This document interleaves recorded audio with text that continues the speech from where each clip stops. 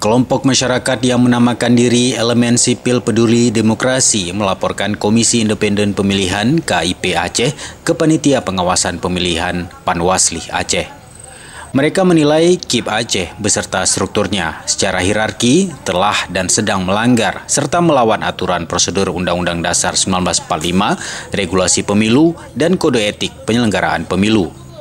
Juru bicara Elemen Sipil Yulindawati menilai KIP Aceh telah melanggar Undang-Undang Nomor 11 Tahun 2006 Kanun Aceh terkait penyelenggaraan pilkada, kekhususan dan keistimewaan Aceh, serta integritas dan kode etik dalam penyelenggaraan pilkada di Aceh yang sedang berproses dan menjalankan tahapannya.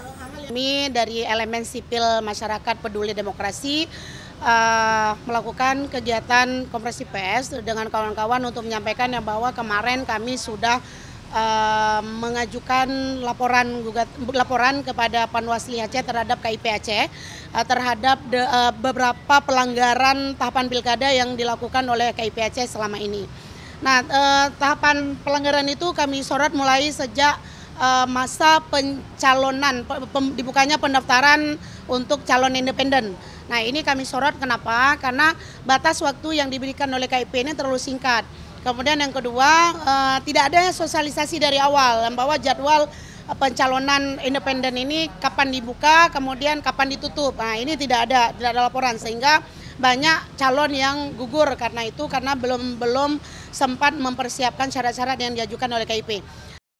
Menurutnya, pelanggaran ini menunjukkan bahwa KIP Aceh belum sepenuhnya mampu menjalankan tugas dengan baik, sesuai dengan amanat undang-undang dan prinsip-prinsip demokrasi yang jujur dan adil, termasuk terkait tes baca Al-Quran bagi kandidat.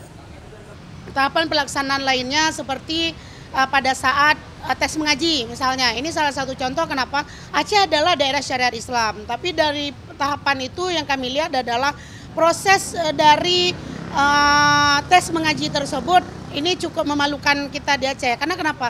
Yang dites ini adalah calon pemimpin Aceh. Kita bukan kita tes anak TK atau anak SD yang mau masuk sekolah. Sehingga kalau mereka tidak bisa, anak SD sama TK aja yang tes sekolah aja kalau nggak bisa ngaji mereka langsung gugur. Masa ini yang untuk sekaliber calon pemimpin tapi yang tidak bisa mengaji tapi mereka lolos. Di mana kriteria kelolosan itu? Sementara ini adalah calon pemimpin Aceh, di mana di sini diterapkan kanun syariat Islam, begitu juga dengan ada UPA di sana yang menerapkan tentang kekhususan Aceh. Jika cara mengaji calon pemimpin seperti ini dianggap sebagai orang yang bisa mengaji, maka sungguh malu kita sebagai orang Aceh. Elemen Sipil Peduli Demokrasi juga telah menyerahkan bukti pelanggaran dan berharap Panwasli Aceh mengambil tindakan untuk memastikan pelaksanaan pilkada yang bersih dan sesuai aturan.